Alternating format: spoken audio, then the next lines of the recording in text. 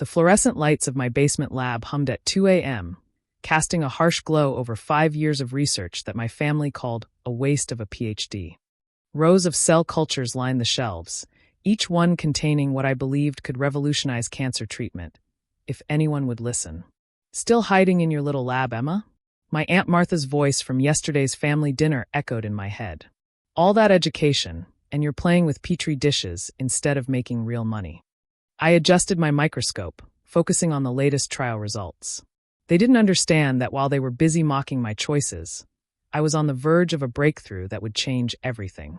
My phone buzzed, probably another text from my mother asking when I'd come to my senses and take that consulting position my cousin had offered. Instead, it was an email from Dr. Chun at Vertex Pharmaceuticals. "Preliminary review complete.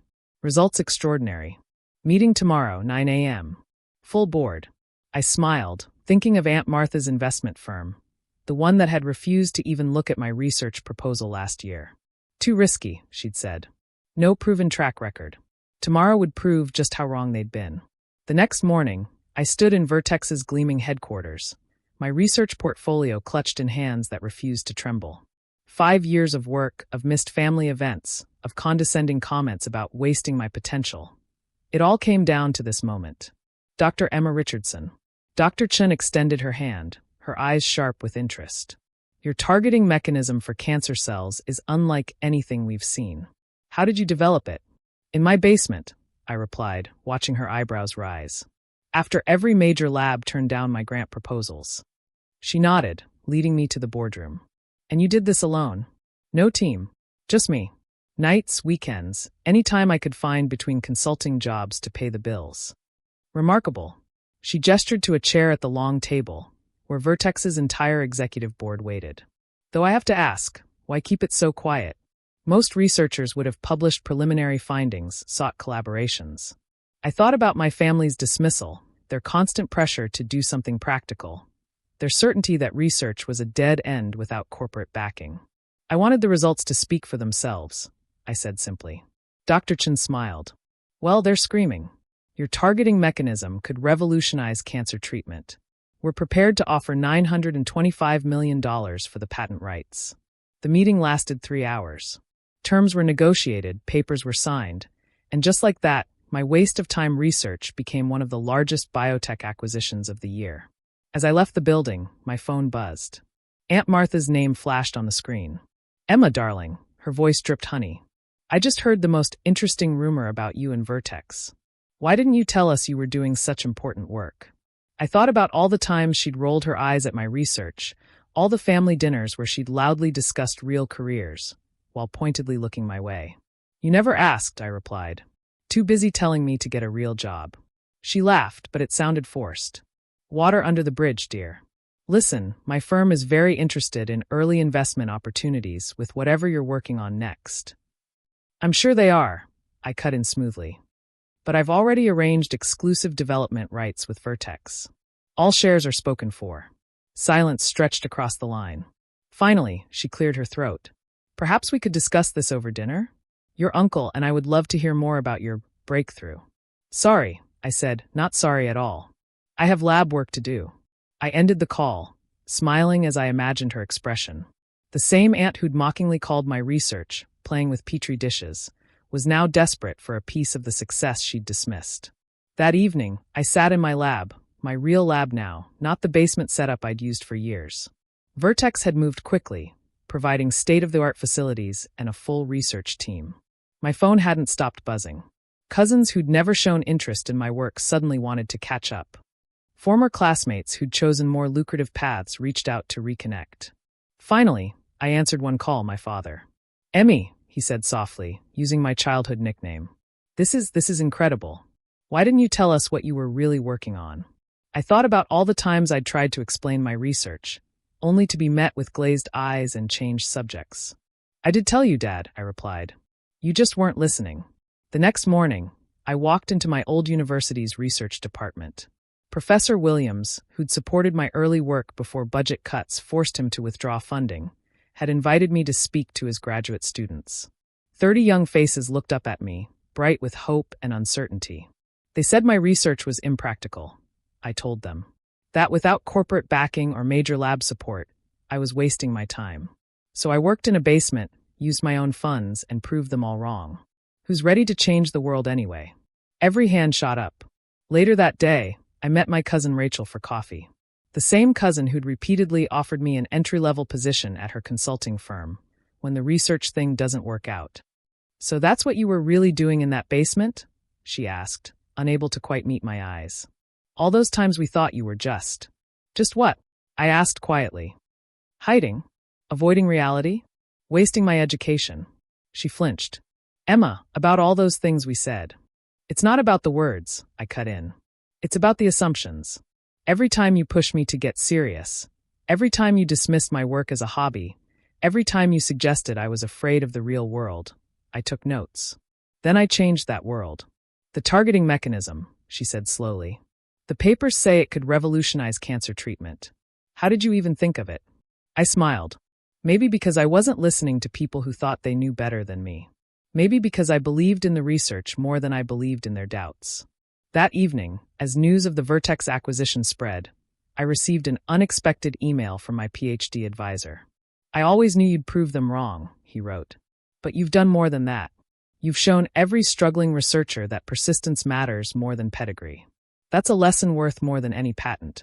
A week later, I stood on stage at a major biotech conference. Vertex had asked me to present my research, the first time my work would be fully revealed to the scientific community. They said independent research was dead. I began, looking out at the packed auditorium. They said breakthroughs only came from big labs with big budgets. But here's what they didn't understand. Sometimes the biggest innovations come from the smallest labs, from the researchers who refused to give up. In the front row, I saw my family. They'd all flown in, arriving with awkward smiles and years of apologies. "The future of medical research," I continued, "doesn't belong to the biggest labs or the richest companies. It belongs to those who dare to question everything, to work when no one believes in them, to persist when everyone says stop." After the presentation, Dr. Chin pulled me aside. "The integration team is ready to start scaling up production. But I have a different proposal for you." She handed me a folder. Inside was an offer, not just for a research position, but for a new division. I would lead Vertex's innovative therapeutics lab, with full autonomy and unlimited research funding. "Why me?" I asked, though I already knew. She smiled. "Because you didn't just create great research. You did it despite every obstacle. That's the kind of leadership we need."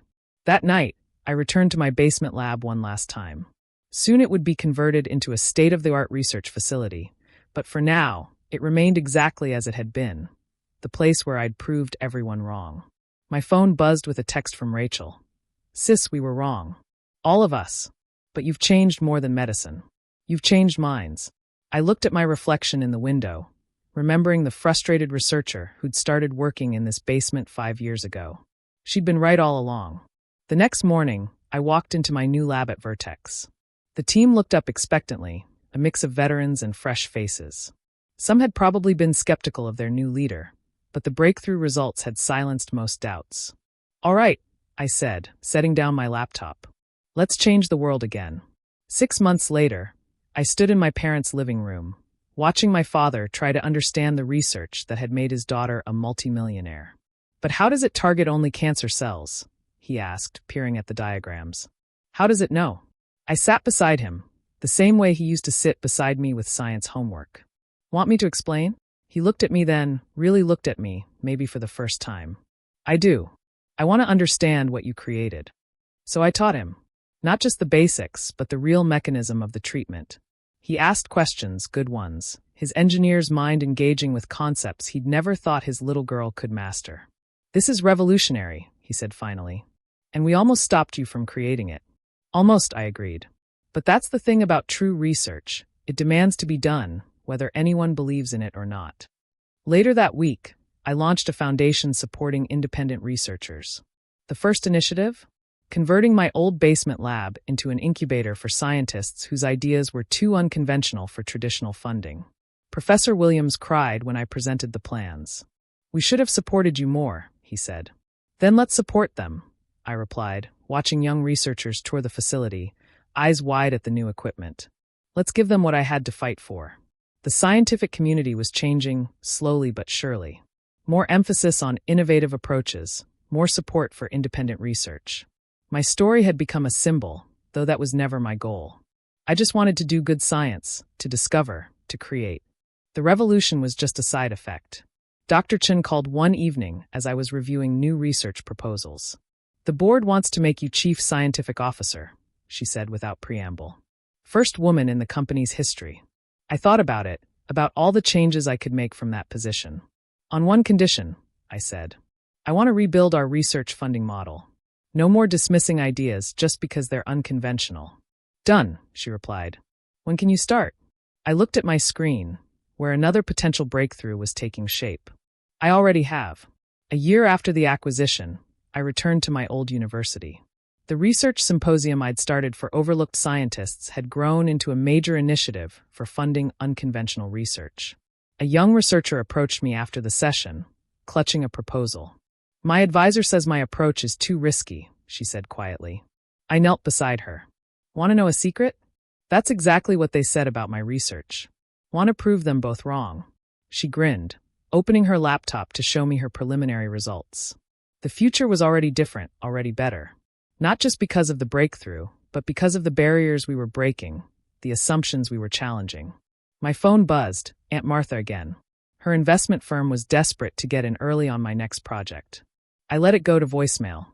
If you've ever been told your ideas are too different, your approach too unconventional, your research too risky, remember this. Breakthroughs don't come from following the crowd. They come from being brave enough to stand alone. The key isn't to fight the skeptics. It's to build something so extraordinary that their skepticism becomes irrelevant. Keep researching, keep discovering, keep proving them wrong, not with words, but with results. Because sometimes the best response to "it can't be done" is simply to do it anyway, quietly and brilliantly, until success becomes too loud to ignore. Subscribe for more stories about breakthrough moments, about proving doubters wrong, about changing the world from a basement lab. Because every discovery, every innovation, every breakthrough starts with someone saying, "What if?" And sometimes the most revolutionary act is simply refusing to give up on an idea that everyone else says is impossible.